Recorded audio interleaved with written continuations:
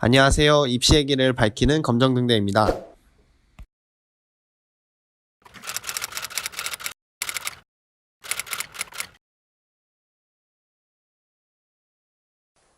비교과 전형 이제 이 부분은 이제 욕심을 내고 장기적으로 봤을 때 이게 이제 저희가 얘기하는 이게 이제 뭐랄까요?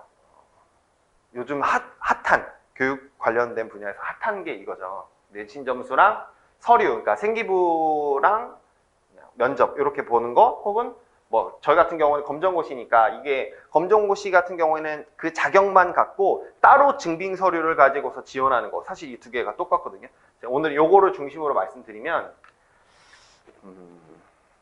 지금 이제 그 자녀분들이 나이가 제가 어느 정도인지 잘 모르잖아요. 그러니까 제가 그냥 고등학교 1학년 기준, 2학년 기준, 3학년 기준으로 말씀을 한번 드려볼게요. 적성고사는 아까 말씀드렸지만 단순히 그냥 내신 성적이라던가 그냥 자격을 바탕으로 성적만 보고서 넣는 방식이 있고, 아니면 내신이나 이 검정고시 점수를 포함해서 그거랑 같이 적성으로 해가지고 판단하는 것도 있는데, 결국엔 이것도 논술과 같이 적성으로 뽑습니다. 가서 시험 잘 보면 돼요. 대부분이 국어, 영어, 수학이거든요. 요거는 그 적성만 잘 보면 된다. 그런데 적성고사 준비는 결국에 수능 준비라서 사실상 이거는 정시 준비예요. 사실상 정시 준비라고 보시면 되고, 정시로 가는 대학 중에서 내가 조금 어려울 것 같다. 그랬을 때 수시에서 그래 한번 넣어보자 해서 적성을 보고 들어가시면 도움이 될 거예요. 나는 예를 들어 가천대, 뭐 서울로 따지면 상명대, 동덕여대 이 정도의 학교를 생각하고 있다. 그러면 저는 적성고사를 한번 생각을 해보는 것도 나쁘진 않아요. 그러나 다만 수시에서 발목 잡히지 않는 것만 생각하셔야 돼요. 수시 같은 경우에는 이제 저희 검정고시, 저는 이제 검정고시를 아이들한테 도와주고 있으니까 검정고시로 지원할 수 있는 학생부 종합전형이 이렇게 있더라고요. 꽤 많아요. 이게 이제 올해부터 굉장히 이렇게 활짝 열렸고, 뽑는 방식이 어떻게 되냐면요. 제가 솔직하게 말씀드리면 저는 학교 다니는 친구들에 대한 컨설팅만 해왔습니다. 솔직히 말씀드리면. 네. 그래서 검정고시로 학생부 종합전형을 이렇게 조인해서 대학을 가는 것은 저는 사실 경험이 없어요. 근데 제가 왜 경험이 없냐면요. 올해부터 이렇게 됐습니다. 그래서 그래요. 올해부터 이렇게 본격적으로 검정고시를 통해서 학생부 종합전형 준비해서 뽑는 게 올해부터 가능해졌어요. 그러니까 저뿐만 아니라 사실은 거의 대부분의 이 컨설턴트 하시는 이 분들도 데이터가 없습니다. 어떻게 학교에서 뽑을지 몰라요. 1년, 2년 지나봐야 알거든요. 그래서 제가 확실하게 말씀드릴 수 있는 건 대학은 결코 아무렇게나 학생을 뽑지 않습니다.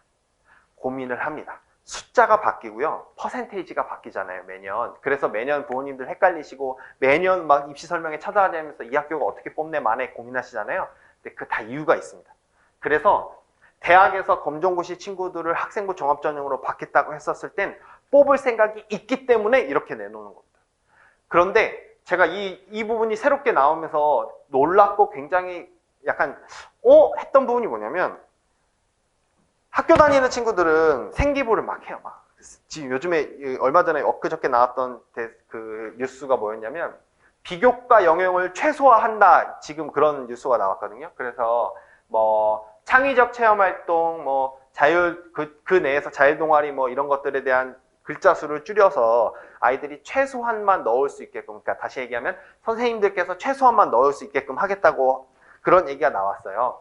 그리고 이제 그러니까 세부 특기사항, 과목별 세부 특기사항을 좀 강화하겠다 했거든요. 어찌됐든 간에 생기부는 할 게 많아요. 너무 할 게 많습니다. 독서도 챙겨야죠. 봉사활동 챙겨야죠. 봉사활동 몇 시간 해야 돼요. 뭐 이런 거 고민하시잖아요. 그거 해야죠. 세특 챙겨야죠. 동아리 챙겨야죠. 동아리뿐만 아니라 자기 나름대로의 활동해야죠. 너무 많아요. 그런데 놀라운 건 검정고시는 증빙 서류에 하나만 내면 됩니다. 근데 그 증빙 서류가 최대 10개 정도더라고요. 이 학교들에서 최대 10개 정도의 그 활동만 정리를 해서 내면 돼요. 그러면 그 10개 활동이 의미가 있고 좀 더 색다르고 학교 다니는 친구들이 경험할 수 없는 것들로 채워지면 뽑을 거예요. 제 경험상 그렇습니다. 다른데 센스 있고 깊이 있으면 무조건 뽑습니다. 그러니까 제가 지금 올해 기대하는 부분이 사실은 이 부분이에요. 저희 학원에서도 지금 이렇게 검정고시를 통해서 학생부 종합전형 준비하려고 하는 친구들이 지금 있거든요. 그 친구들을 제가 제대로 보내고 싶어서 굉장히 많은 연구를 하고 있고 나름대로 지금 정보를 계속 끊임없이 찾고 있는데 가능성이 저는 보이더라고요. 제 경험상. 10개의 서류를 학교 다니는 애들은 할 수 없지만 의미 있는 것들로 채워줄 수 있게 옆에서 도와주고 본인이 직접 해본다면 가능성이 있을 것 같아요. 제가 하나로 예를 들어드리면 이런 거예요. 뭐 예를 들어서 이 친구가 공학을 가고 싶어요. 이과를 가고 싶어요. 근데 뭐 컴퓨터 공학을 가거나 뭐 프로그램을 만들고 싶어요. 그러면 학교 다니는 친구들이 갈 수 있는 방식은 두 가지예요. 하나는 소프트웨어 전형이라고 해서 인재 전형이라고 해서 몇 개 학교들이 소프트웨어와 관련된 그 국내에 있는 대회에 참가해서 성적이 나오면 그거 기반으로 넣는 방식이 하나 있고요. 그거 해주는 전문적인 학원들이 있는데 그거 말고 그냥 일반고 아이들이 컴퓨터 공학과를 가려고 하면 학교 내에서 막 뭐 프로그램도 해보고 아이들끼리 모여서 코딩 작업도 해보고 해야 돼요. 근데 안 돼요. 왜냐면 학교에서 할 수 있는 시간이 없어요. 그러니까 학교를 안 다니면 그걸 할 수 있는 시간이 너무 많은 거예요.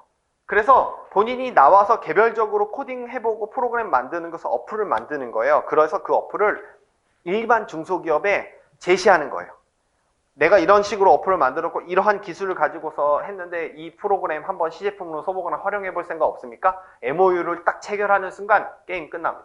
그러면 그 MOU를 체결했다는 서류를 가지고서 증빙 서류에다 넣죠. 그리고 그거 자소서에다 넣고 면접 가면 물어보겠죠. 그러면 가서 얘기해 주는 거예요. 술술술술. 그게 술술술 나올 수밖에 없어요. 왜냐면 본인이 했으니까. 저는 옆에서 도와주는 일만 하는 거거든요. 그러고 나면 이 친구들 증빙 서류에 있는 서류들이 그런 식으로 채워진다고 하면 당연히 경쟁력이 있을 수밖에 없기 때문에 저는 이 부분도 굉장히 메리트가 있는 방식이 되지 않을까 생각합니다. 그래서 이런 식으로 학종은 학교마다 뽑고 있거든요. 대부분 1단계, 2단계로 나눠져 있고 1단계 서류, 2단계 면접. 뭐 대부분이 이래요. 1단계 서류, 2단계 면접. 물론 뭐 이렇게 있고. 그래서 대부분 나중에는 면접을 잘 보는 것까지 이제 가지만 서류에서 뽑히는 방식으로 갔을 때 아까 말씀드렸던 자기가 진짜 좋아하고 관심 있는 거를 전문적으로 파보는 그러한 활동들이 모이면 충분히 합격할 수 있습니다. 지금까지 입시 얘기를 밝히는 검정등대였습니다. 좋아요와 구독 잊지 마세요.